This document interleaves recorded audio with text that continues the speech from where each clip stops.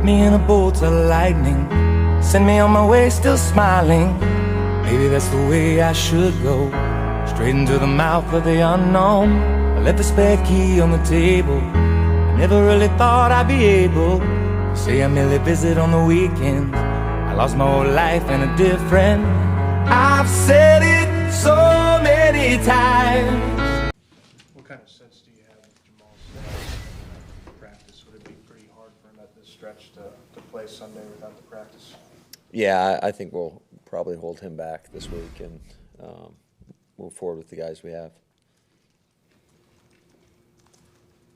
What, well, along those lines, I mean, if Dexter is an option, I know you pressed a little bit about him over the year, but what have you seen through practice in terms of him coming along if he is asked to have a bigger role? Yeah, who's ever up is going to have a bigger role.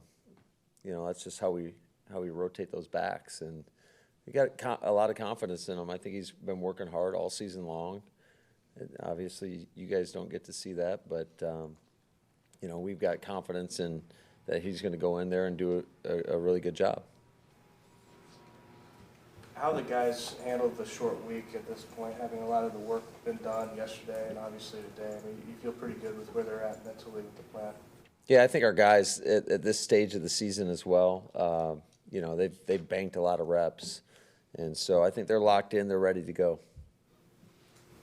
Hey Matt, I asked Nathaniel this yesterday. I understand the focus is on Sunday and then whatever you guys can do in the postseason. I am curious though, do you ever catch yourself kind of thinking about what this offense could eventually become? Like, you've accomplished so much this year, but we hear you keep talking about, you know, whether it's a play call you wish you hadn't done, or just how much growth is still ahead in spite of all the success you've already had this year offensively. Yeah, I think so. I think we're striving to get better each and every day, though, and that's something that we'll take a good hard look in the off season when we have time to sit back, really evaluate what we did well, and kind of reflect on that, and then just find ways to get it to be the best that we can be, you know, moving forward. But certainly we feel good about where we're at in terms of our plan, our preparation, and now we just got to go out there and put it all together. How much do you think you've grown just as a play caller since, you know, you had, what, 1 year of play calling in the NFL before this? What do you think of that? Yeah, I think every week is another opportunity to get better. And, you know, there's been some good moments and some not so good moments. But, you know, it's just, I definitely feel more comfortable now than I did, you know, even a few weeks back, just because the more you do it, the more comfortable you feel. How hard is it in today's NFL, do you think, for a running back to score 20 touchdowns in a season?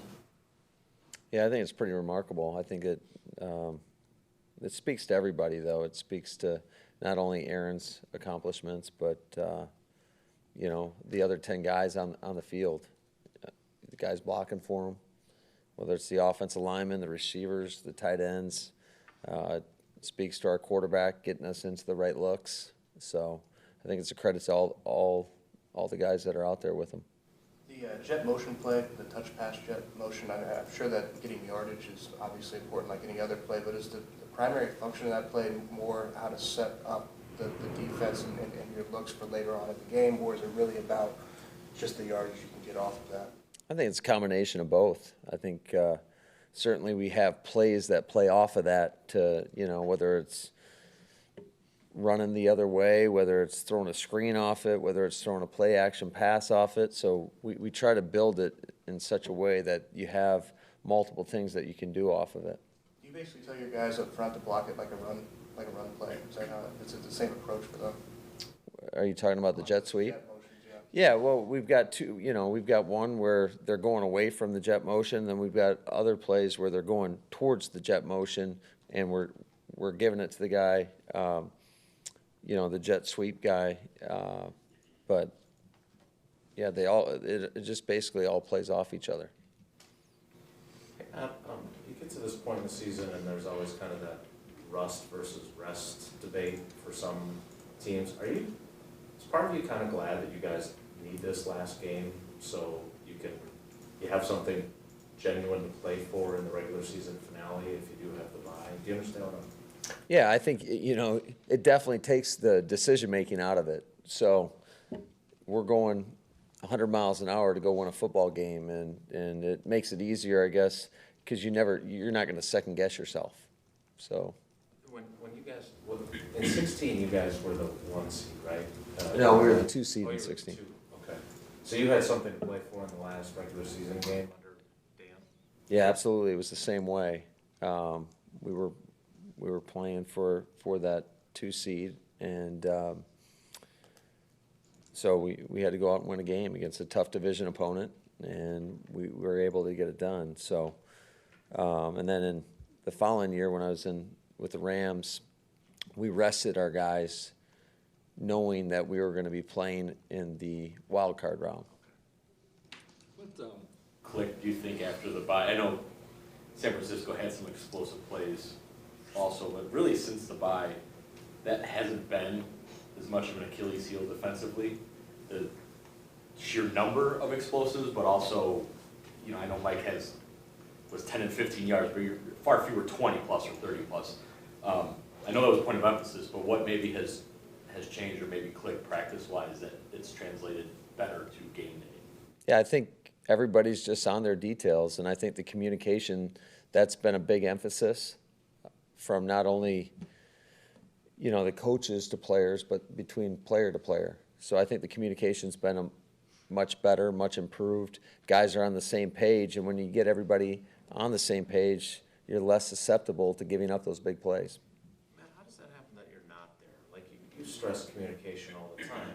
Why do you think it wasn't there? I'm sure you're glad that it is there now, but what was the breakdown, do you think? You know what? I couldn't tell you specifically. I think, we scaled back some things.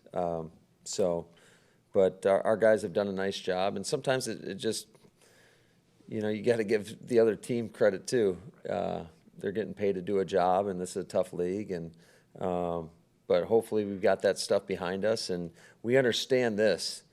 You're only as good as your last game, and you got to go out there and do it each and every week. So just stringing along those consistent performances is going to be critical for our success. The last couple of weeks, Rodgers keeps talking about how guys have accepted their roles. Having coached as long as you have at different capacities, is that something that doesn't always happen? Like, it sounds like there's not a lot of guys that are disgruntled with, maybe being a part-time contributor. Is that a hard balance to strike as a coach, and do you need some special guys to be able to actually have it work? I think it can be, certainly. I think has more to do with the type of people that you're dealing with. And fortunately, and I've said it a million times, we've got a great locker room, and we've got great leadership in that locker room that has laid a good foundation for all the younger guys as well. And so couldn't be more pleased with their approach and how they go about their business.